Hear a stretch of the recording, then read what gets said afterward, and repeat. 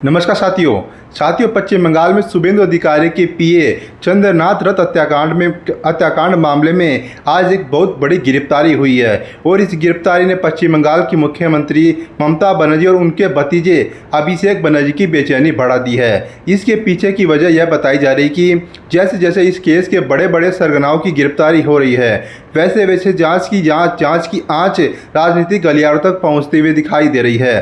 दरअसल यह गिरफ्तारी सीबीआई की स्पेशल टीम के लिए बेहद ही अहम मानी जा रही थी। आप इसी से अंदाज़ा लगा सकते हैं कि जब सीबीआई ने इस केस को टेक ओवर किया था उसी दिन से इसकी विशेष टीमें इस मुख्य आरोपी की तलाश में जुटी हुई थी। इस मुख्य सरगना को पकड़ने के लिए कई राज्यों में लगातार छापेमारी की जा रही थी, लगातार अलग अलग जगहों पर रेड मारी जा रही थी ताकि इस आरोपी को जल्द से जल्द गिरफ्तार किया जा सके और मामले में जुड़े बाकी लोगों तक पहुंचा जा सके।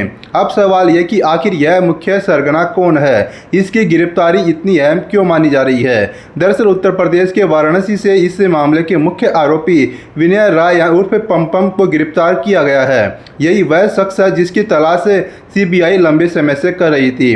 सीबीआई की कई टीमें अलग अलग राज्यों में लगातार उसकी तलाश में लगी हुई थी। वाराणसी के पुलिस लाइन थाना क्षेत्र से आखिरकार उसे दबोच लिया गया।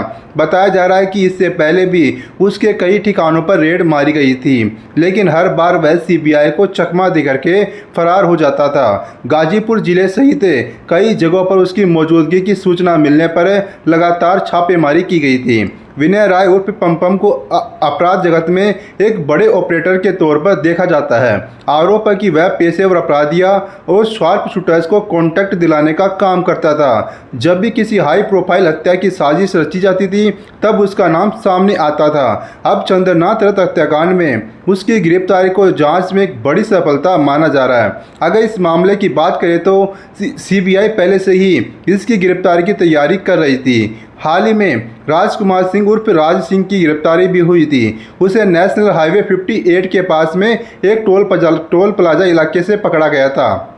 हालांकि सीबीआई की प्राथमिकता पहले पम को गिरफ्तार करने की थी, क्योंकि एजेंसियों को लगता था कि उसके जरिए इस पूरे मामले के कथित मास्टरमाइंड तक पहुंचा जा सकता है। पिछले 2 दिन में हुई इन 2 बड़ी गिरफ्तारियों ने पश्चिम बंगाल की राजनीति में हलचल मचा दी है। राजनीतिक गलियारों में अब इस बात की चर्चा तेज है कि इस केस में आगे और बड़े नाम सामने आ सकते हैं। पम को गिरफ्तार करने के बाद कोर्ट में पेश किया गया, जहां से उसे रिमांड पर भेज दिया गया। फिलहाल वह सीबीआई की कस्टडी में है और उससे पूछताछ की जा रही है। जांच एजेंसियां यह जानने की कोशिश कर रही है कि इस हत्या के लिए कथित तौर पर जो करोड़ों रुपए का कॉन्ट्रैक्ट दिया गया वह पैसा कहां से आया और किसने उपलब्ध करवाया था। अब तक इस मामले में कुछ 5 गिरफ्तारियां हो चुकी है। पहले जिन 3 आरोपियों को गिरफ्तार किया गया था वे कथित तौर पर शूटर बताए जा रहे हैं। इसके बाद राजकुमार सिंह और अब विनय राय उर्फ पम को गिरफ्तार किया गया है। जांच एजेंसियों के मुताबिक राजकुमार सिंह और पम इस पूरी साजिश के संचालन में अहम भूमिका निभा रहे थे। आरोप है कि गाड़ियों की व्यवस्था करना, फर्जी नंबर प्लेट्स का इंतजाम करना, पैसे पहुंचाना और पूरी प्लानिंग को अंजाम देना, यह सब उनकी जिम्मेदारी थी।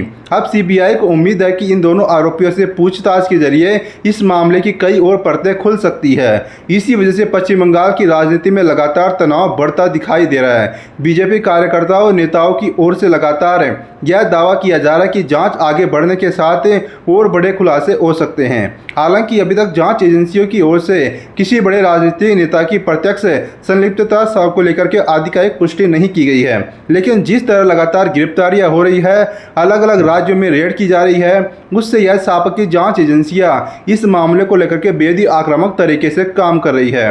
अब देखना यह हो कि आने वाले दिनों में इस केस में और कौन कौन से खुलासे होते हैं, जांच किस दिशा में आगे बढ़ती है। बहरहाल इस पूरे मामले पर आपकी राय क्या होने वाली है हमें कमेंट करके जरूर बताएगा। वीडियो को लाइक कीजिएगा, चैनल को सब्सक्राइब कीजिएगा। ऐसे ही कंटेंट देखने के लिए शुक्रिया, धन्यवाद।